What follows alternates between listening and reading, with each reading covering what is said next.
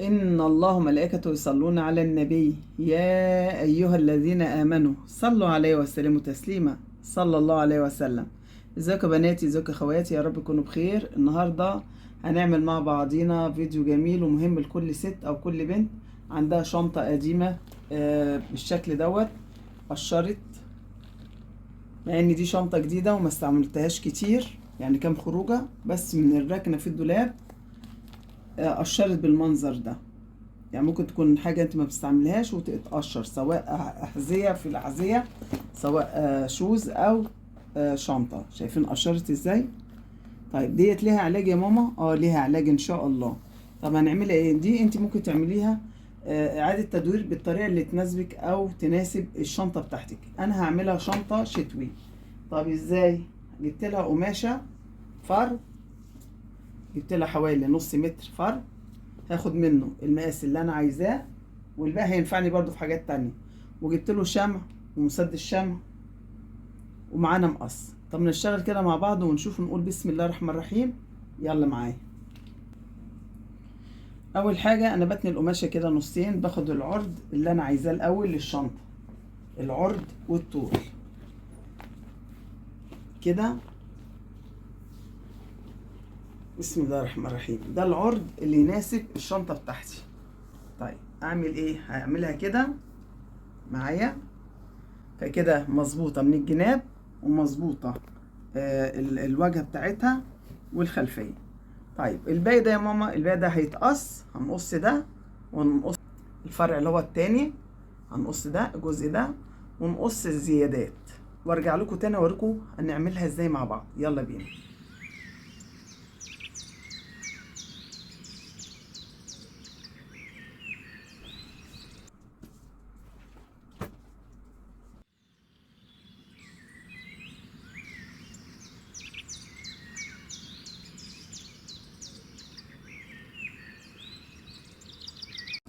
كده حبايبي، اخدنا العرض واخدنا الطول بتاعه وش وظهر. هنعمل ايه؟ هنجيب المسدس الشمع بتاعنا وهنبتدي نلزق الجزء اللي هو الكبير ده الاول قبل ما نشتغل، وبعد كده هوريكم هنعمل ايه في الايدين دول، هنشتغل بيها ازاي. تعالوا معايا.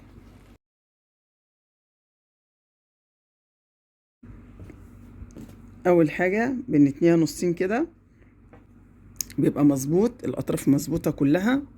هنعمل ايه؟ هناخد الجزء ده كده ونلزقه.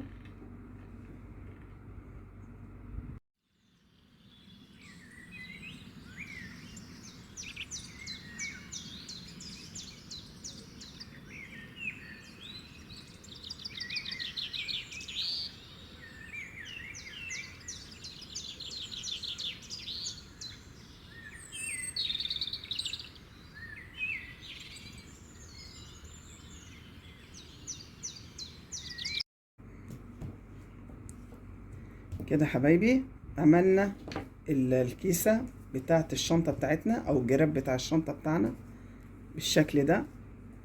هنيجي بقى من ناحية اليد، هنبتدي نشتغل على اليد. هنعمل ايه؟ هنجيب الجزء اللي طلع ده، هنقيس كده كده. هنجيب الجزء اللي فاض مننا هنقسمه نصين، يبقى بالشكل ده، وبالمقص بسم الله. هنعمل ايه بقى؟ هنيجي من هنا كده ونقفلها بالشكل ده، هتبقى بالشكل ده كده. هنلزقها بالشمع وارجع لكم، والتانية هتبقى زيها برضو كده معايا. هنلزقها كده بالشمع وارجع لكم، خليكم معايا. دلوقتي حبايبي انا عملت يد زي ما انتم شايفين كده اهي، داريتها خالص بالفرو بتاعنا بايه من خلال الشمع. طيب احنا قلنا نعمل مع بعضنا اليد دي كمان، علشان في حاجات قابلتني فمش عايزاها انها تقابلكم وتتعبكم. يعني انا مثلا حتة القماشة اللي عندي جت 3/4، ففاضل ايه من هنا جزء ومن هنا جزء ايد. فانا جبت حتة على قدها اهي وهقصها نصين قدامكم كده. بسم الله.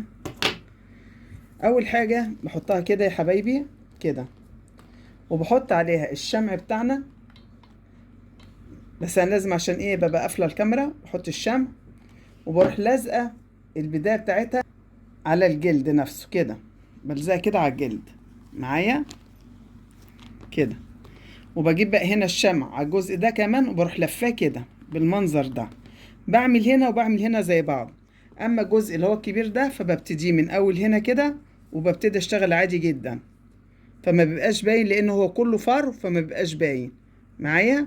فدي كانت عندي واصلة، فحبيت اوري لكم الطريقة بتاعتها علشان ما تقابلش حد يقول طب هي عملتها حتة واحدة. لا انا كده عملت لها واصلة فمش هتوقفني، فرحت عاملة ايه، جبت الجزء ده وقصيته وعملتها كده بالشمع زي ما انتم شايفين اهو. عامل واحدة قدامكم اهو عشان مبقاش في حاجة لازقة، عملتها من ورا الكاميرا كده. دي بقت ايه، بقت جاهزة اهي معايا. بس خلوا بالكم الشمع بيبقى سخن.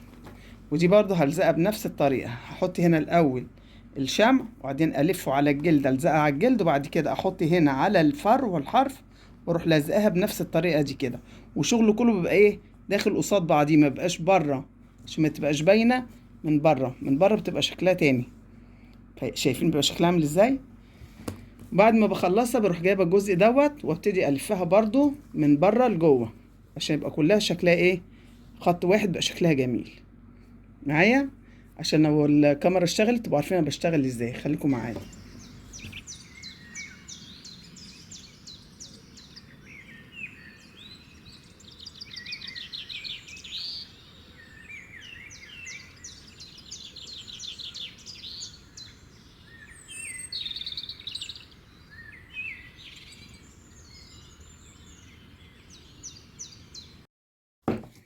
كده يا حبايبي. عملنا اليد بتاعتنا بقت بالشكل الجميل ده. هنجيب بقى معانا الجزء اللي احنا لزقناه بتاع الشنطة جراب وهندخلها كده. بسم الله.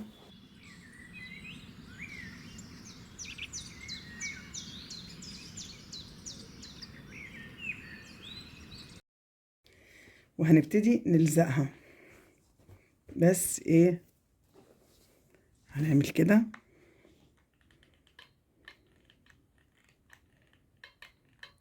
على الشنطة نفسها كده.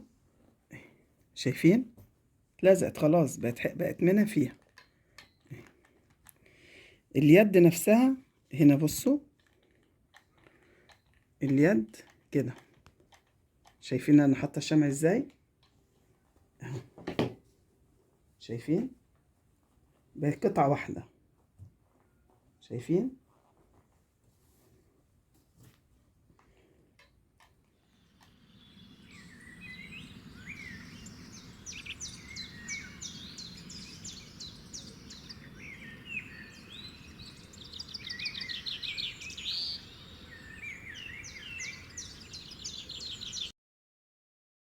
كده حبايبي خلصت معانا. فاضل حاجة بسيطة قوي. بنيجي هنا في الظهر، في هنا سوستة اللي هي بتبقى في الظهر هنا. طب دي هنستغنى عنها، اللي عايز يستغنى عنها يستغنى. انا عن نفسي انا هدور عليها واطلعها. فانا هعمل ايه، هعمل كده. هفتح السوستة اللي هي الكبيرة واحط ايديا لحد ما ايه، ما الاقيها. مكان ما هلاقيها هعمل لها شق واطلعها هنا. يبقى انا هعمل ايه، همسك بقى كده الفرو بتاعي واجيب المقص بسم الله واعمل له ايه، شق كده يا حبايبي. نتأكد ان تحتيها السوستة بتاعتنا. هنعمل لها ايه، هنعمل لها فتح كده.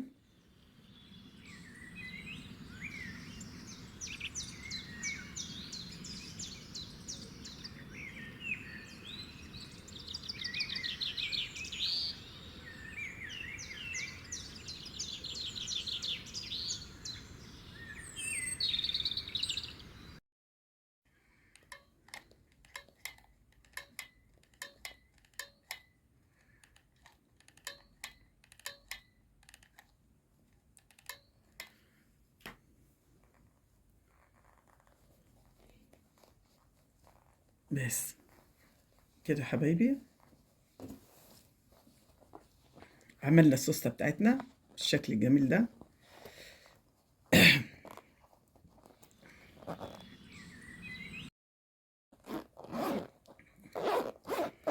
شايفين احنا استفدنا بالسوسته بدل ما كنا نخفيها خالص. دلوقتي هي متداريه في قلب الفار، تقدري تعرفيها بس من الميداليه بتاعتها.